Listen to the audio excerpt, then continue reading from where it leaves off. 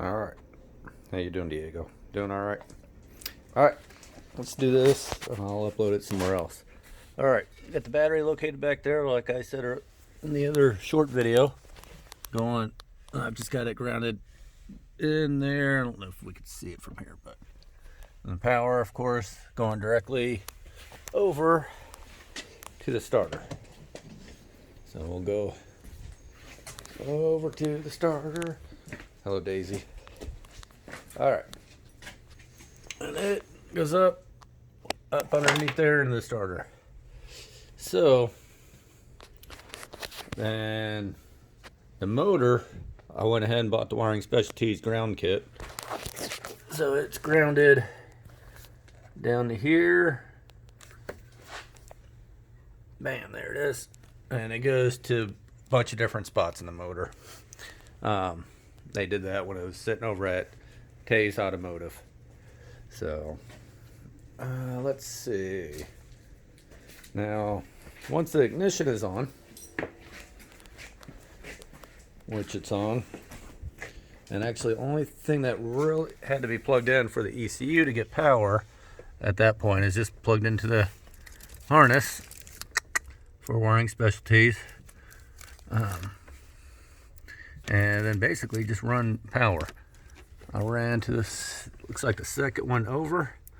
I had it labeled green, white, and it went to the old ECU, so I'm assuming that's good enough to go to this ECU. So ran it into the Wiring Specialties harness. Red wire there. Black one I have for the starter trigger. So that one I ran up under the dash. Let's see if I can get it to this one right here.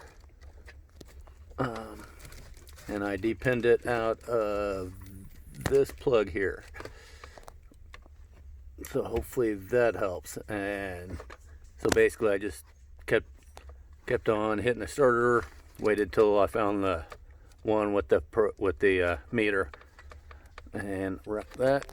So that goes up that yellow wire and goes back through here, up through here, converts over to black right here, which is the black is the color of the wire from the Wiring Specialties, but it's not always going to be black. So it looks like from the plug out they use random colors from Wiring Specialties. So so don't ever follow the colors. I think you can on the other side, but not on this plug side to interface in with the car.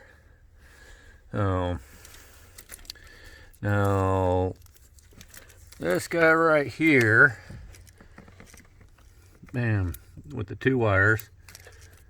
So the center section is a ground trigger. So I can use my little trusty meter, power probe, throw it on, try and do this. So right now it's showing positive, which is, I hit ground, but it's going to show positive because it's just feedback from the positive side. So like if I touch it, bam, positive, but as soon as I ground it, you hear the fuel pump kick on. So that's the ground wire. Now the ECU fuel pump wire trigger is not actually a trigger, come to find out. So it puts out a positive power, which goes to a fuel pump ECU type bullshit. I have the same thing on the Z32s. We just bypass it on some of them, but it's not super important. I think it allows you to get a little bit better gas mileage, which, well, we're not building these things to do that. I did verify. So this wire right here, I did verify is the fuel pump, and it's the same as the wiring specialties. So I had to test it out just to make sure it wasn't a issue with that. So with that being said, I'm gonna have to find some other positive power, or not positive power, but a switched ground to go to it. So that I haven't tracked down yet, but worst case scenario, I'll put a relay on the ignition side of the switch, flip power to ground, and then run that ground over to this relay to go back into the factory harness from here to the back of the car. So, which technically should work, but we'll find out. Now, if you have one of these cables plugged in, so the red is power that's coming from the laptop, and then the little green lights, this means it's transmitting and receiving info. Oh, turn back on. So here we've got fuel pump, or not fuel pump, we got the fuel map, etc. So all that downloads successfully.